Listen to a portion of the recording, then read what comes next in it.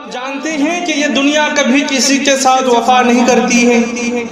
آج جسے ہم اپنا سمجھتے ہیں کل وہ بھی ہماری قبر پر مٹی ڈالنے کے بعد واپس چلا آئے گا۔ کیا واقعی دنیا ہماری منزل ہے؟ یہ دنیا ہماری واقعی میں منزل ہے یا پھر کچھ اور؟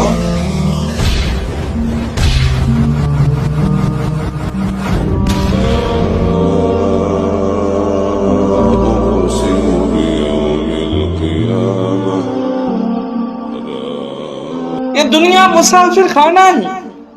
حضرت علی کرم اللہ تعالی وجہہ الکریم فرماتے ہیں کہ دنیا پیٹھ دکھا کر جا رہی ہے اور آخرت سامنے سے آ رہی ہے۔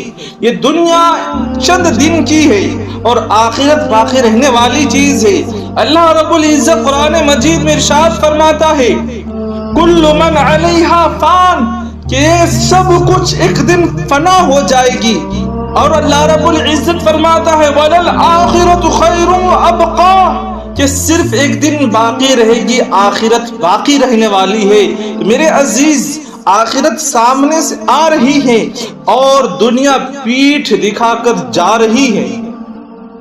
کیا ہم نے سوچا ہے کبھی کہ یہ سب ہم جو چیز حاصل کر رہے ہیں، دولت، شہرت، عزت، پیسے، جو کچھ بینک بیلنس، گاڑیاں، جو کچھ کے پیچھے آج ہم اپنی آخرت کو خراب کر رہے ہیں، یہ سب ایک لمحے میں چھن سکتا ہے۔ کل کا کروڑ پتی آج مقروض ہے، کل کا بادشاہ آج فقیر بن چکا ہے، کل کا مشہور شخص آج گمنام ہو چکا ہے۔ تو یہ سب جو کچھ ہم حاصل کر رہے ہیں، تو یہ سب ہمارا جو ہے ایک لمحے میں بھی چھین سکتا ہے۔ پیغمبر، ہم تمہیں موسیٰ اور فرعون کے کچھ حالات مومن لوگوں کے سنانے کے لیے صحیح سناتے ہیں کہ فرعون نے ملک میں سر اٹھا رکھا تھا اور وہاں کے باشندوں کو گروہ بنا رکھا تھا۔ ان میں سے ایک گروہ کو یہاں تک کمزور کر دیا تھا کہ ان کے بیٹوں کو ذبح کر ڈالتا اور ان کی لڑکیوں کو زندہ رہنے دیتا۔ پیارے آقا صلی اللہ تعالی علیہ وسلم فرماتے ہیں کہ دنیا دار العمل ہے اور قبر دار الجزا ہے۔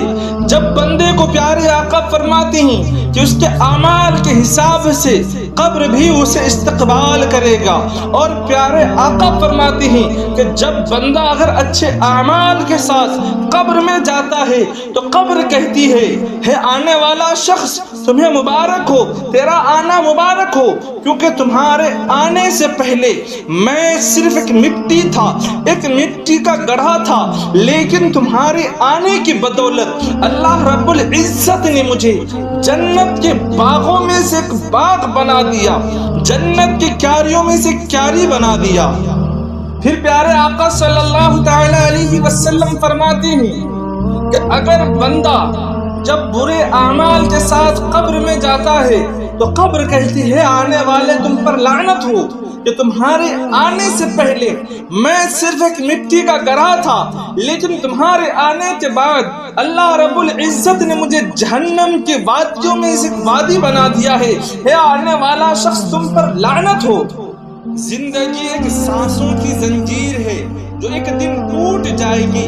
جب یہ سانس بند ہو جائے گی تو دنیا کی ہر چیز، دولت، شہرت، عزت، پیسے، سب ہمارے لیے بیکار ہو جائیں گی۔ اسی لیے تو فرماتے ہیں کہ ایک یہ جہاں ایک وہ جہاں، ان دو جہاں کے درمیان صرف فاصلہ ایک سانس کا، جو چلی تو یہ جہاں اگر رک گئی تو وہ جہاں۔ میرے عزیز، ہمیں اور آپ کو قبر کی تیاری کرنی ہے۔ اللہ رب العزت ہمیں اور آپ کو قبر کی تیاری کرنے کی توفیق عطا فرمائے۔ ارے کبھی جہنم کے بارے میں سنا بھی ہے، کبھی جہنم کا تصور کیا بھی ہے۔ سنو اگر جہنم کو سوئی کی نوک کے برابر کھول دیا جائے تو اس کی تپش و بدبو سے ساری مخلوق ہلاک ہو جائے۔ اہل جہنم کا جو مشروب پینے کے لیے دیا جائے گا، اہل جہنم کو جو مشروب پینے کے لیے دیا جائے گا وہ اس قدر خطرناک ہے کہ اگر اس کا ایک ڈول دنیا میں بہا دیا جائے تو دنیا کی تمام کھیتیاں برباد ہو جائیں، نہ اناج اگے نہ پھل۔ سوچا جہنم کا تصور کیا، جہنم کے سانپ اور بچھو بے حد خوفناک ہیں۔